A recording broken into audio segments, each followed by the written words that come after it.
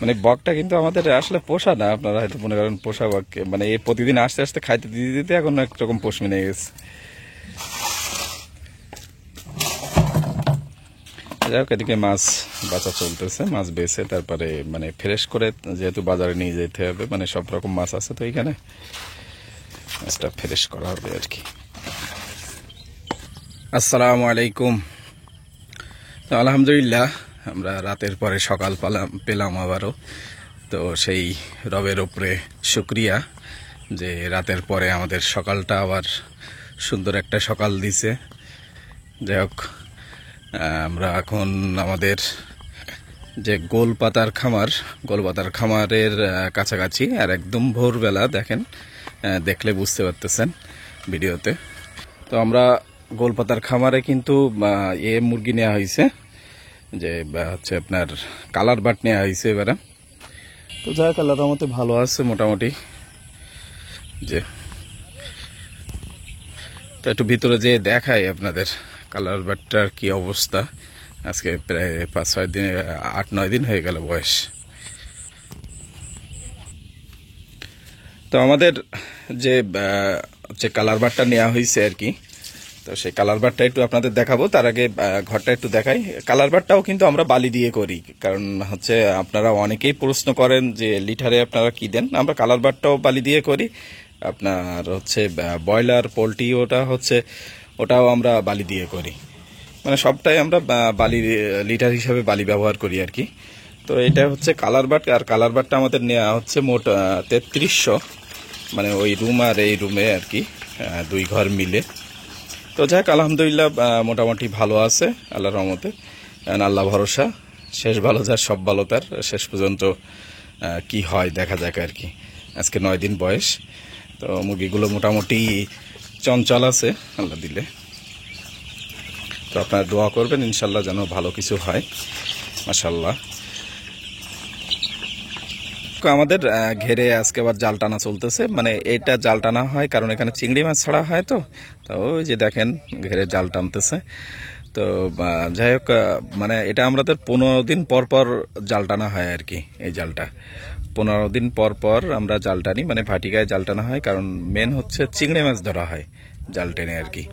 এই জন্য জাল টানা হচ্ছে।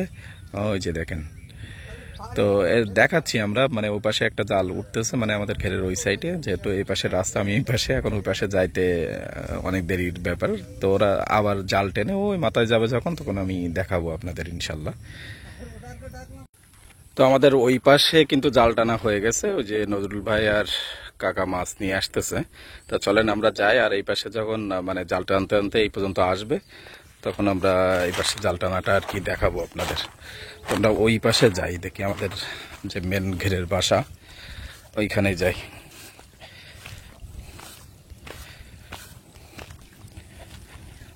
ও ছাগলের বাচ্চা,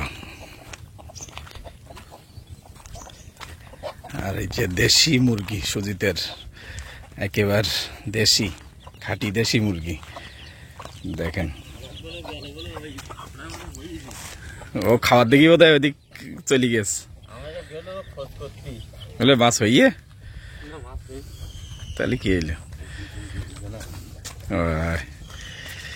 তো চলেন আমরা দেখি বাসার দিকে যাই কাকাদের সাথে। আচ্ছা, কম পানি বেশি, তো আসলে মেন মাছ টাছ ধরা যাচ্ছে না। ওই যা হয় চিংড়ি মাছ টাছ আর কি।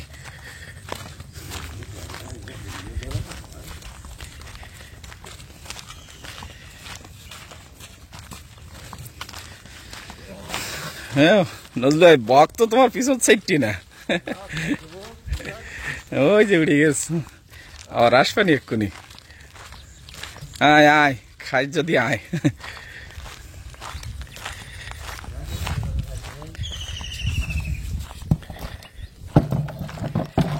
দেখ, এই হচ্ছে মাছ, খুব একটা ভালো অবস্থা না। তো এই সাইডে আবার জাল টানতেছে, এখনো কয়টা হবে নি। ট্যাংরা মাছটা আছে, পাশে টাশি আছে। মাছটা ঢেলে আমরা এখন বেছে নেব আর কি। হাঁসে হাঁসে করি না খেতে করি, হাঁস আর মুরগি তো জ্বালাই দিস।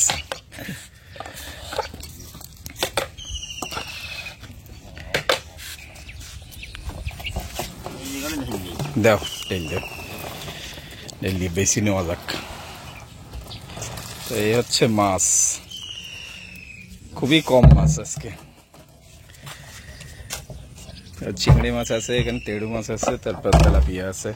ও তোমার বগ ওদিকে দেও, ওর দুটো একটা দেও, ওই দেও। ও তো রোগাই গিয়ে ভাই, দেন ও কনে চলে এসেছে, দেন ওর ক্ষুধা লাগছে। এই কদিন মাছ শাক হচ্ছে না তো, মানে দৌড় তোলা, ও খাওয়ার জন্য একেবারে। আয় আয় আয়, এই যে দেখেন, আয় আয় আয়, ওই যে চলে আসছে। মানে বকটা কিন্তু আমাদের আসলে পোষা না, আপনারা হয়তো মনে করেন পোষা বক, মানে এই প্রতিদিন আস্তে আস্তে খাইতে দিতে দিতে এখন একরকম পোষ মেনে গেছে। যাই হোক, এদিকে মাছ বাঁচা চলতেছে, মাছ বেছে তারপরে মানে ফ্রেশ করে, যেহেতু বাজারে নিয়ে যেতে হবে, মানে সব রকম মাছ আছে তো এখানে, মাছটা ফ্রেশ করা হবে আর কি।